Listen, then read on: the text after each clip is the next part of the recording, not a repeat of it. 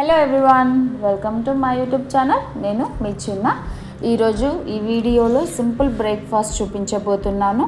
ఈ ఆలూ పరాటాని టేస్టీగా చేసుకోవడం కోసం ఫస్ట్ 4 పొటాటోలు తీసి పీల్ ఆఫ్ చేసుకుని ఇలా కట్ చేసి పెట్టుకున్నాను. దీన్ని కుక్కర్లో వేసుకుని దీనిలో తగినంత ఉప్పు వేసుకోవాలి. 3-4 విజిల్స్ వరకు పెట్టి బాయిల్ చేసుకోవాలి. ఆలోపు కొద్దిగా గోధుమ పిండి తీసుకొని ఇందులో తగినంత సాల్ట్ యాడ్ చేసుకొని కొద్దిగా వాటర్ యాడ్ చేసుకుంటూ బాగా మిక్స్ చేసుకోవాలి.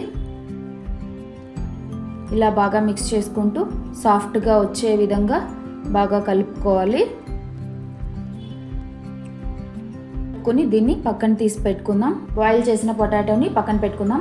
ప్యాన్ పెట్టుకుని ఇందులో ఆయిల్ యాడ్ చేసుకుని ఆయిల్ వేడైన తర్వాత గ్రీన్ చిల్లీ, ఆనియన్, చిన్న ముక్కలుగా కట్ చేసి పెట్టుకున్న జింజర్, కరివేపాకు యాడ్ చేసుకుని ఈ విధంగా ఫ్రై చేసుకోవాలి.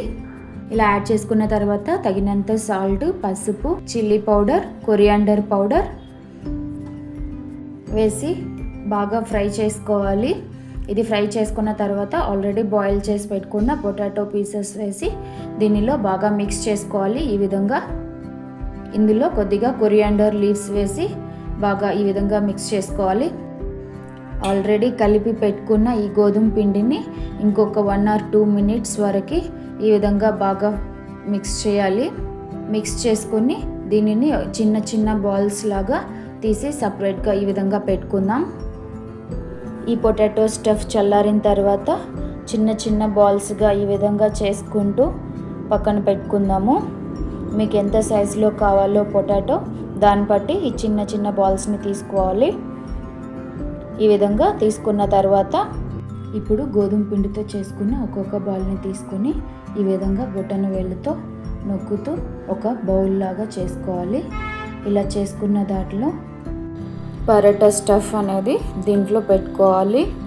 ఇలా పెట్టుకున్న తర్వాత ఇది కూడా ఒక బాల్ షేప్ వచ్చేలాగా స్లోగా దీన్ని రౌండ్గా చేసుకోవాలి. ఇందులో కొంత ఎక్సెస్ పిండి వస్తుంది, దాన్ని తీసి పక్కన పెట్టుకోవాలి.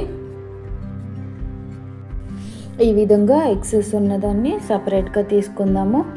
తీసుకున్నాక ఇది చూడండి, ఈ విధంగా మంచిగా షేప్ వచ్చేలాగా చేసుకోవాలి. అప్పుడు పరోటా అనేది మనకు కూడా రౌండ్ షేప్లో మంచిగా వస్తుంది. ఇంకొకసారి ఇక్కడ జస్ట్ ఒక ఐడియా కోసం అనేసి ఇంకొక క్లిప్ పెడుతున్నామండి, కొంచెం ఫాస్ట్ మోడ్లో. ఇదే విధంగా అన్ని బాల్స్ చేసుకుందాం. ఇప్పుడు ఒక్కొక్క పరోటాని తీసుకొని ఇందులో పైన పొడి చల్లుకుంటూ ఈవెన్గా రుద్దుకోవాలి. పరోటాలని ఎక్కువ ప్రెస్ చేసి రుద్దకూడదండి, స్మూత్గా రుద్దుకోవాలి. పైనే రుద్దుతూ స్ప్రెడ్ చేసుకోవాలి. ఈ విధంగా స్ప్రెడ్ చేసుకున్న పరాటాన్ని తీసి స్టవ్ మీద ప్యాన్ పెట్టి ప్యాన్ వేడవనించి ఈ పరాటాన్ని వేసుకుందాము. పరాటాన్ని అటు ఇటు తిప్పుతూ దీనిపైన నెయ్యి వేసి మీడియం ఫ్లేమ్లో పెట్టి వేయించుకోవాలి. ఈ పరాటాలో వేసుకున్న aloo curry stuff already cook చేసుకున్నాం కాబట్టి ఇది తొందరగా వేగిపోతుంది. 2 sides కూడా బాగా తిప్పుతూ బాగా వేయించుకోవాలి. ఈ విధంగా వేయించుకున్న తర్వాత తీసి ప్లేట్లో పెట్టుకుందాం.